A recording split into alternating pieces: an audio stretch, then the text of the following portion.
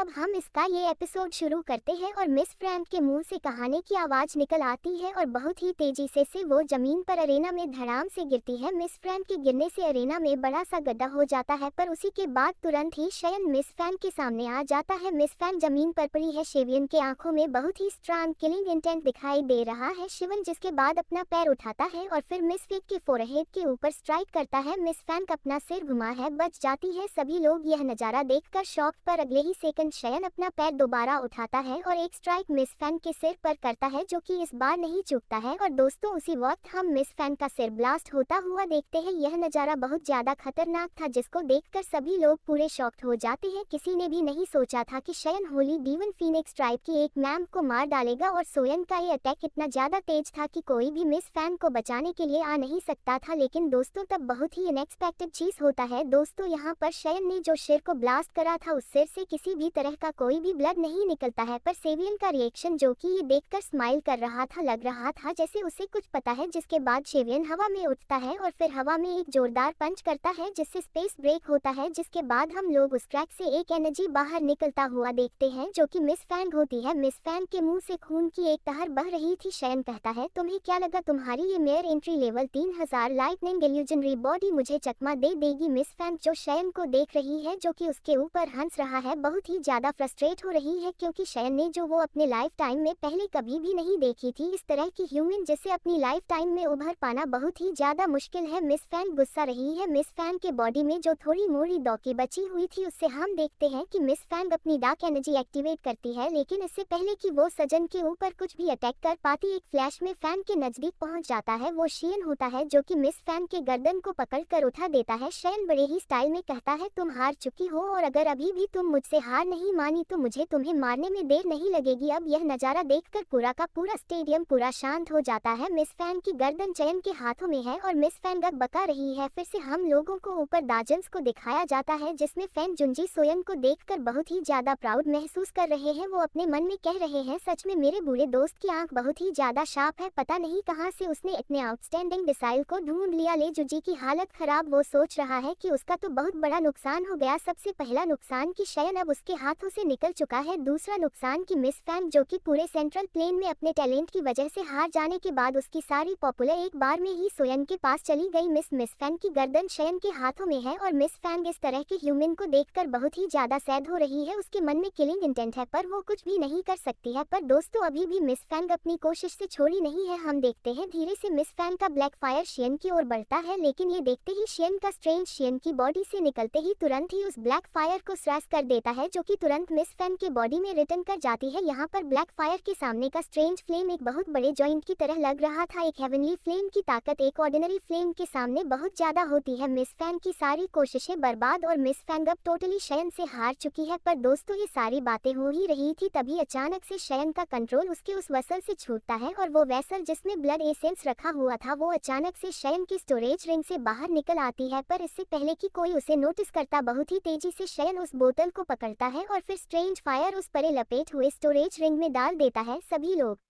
हैरान कि अभी अभी हुआ क्या। फीनिक्स ब्लड का एसेंस जो शयन के पास था, वो मिस फैंग के सामने आकर फिर ज्यादा ही गुस्सा आता है और ये एपिसोड एंड होता है।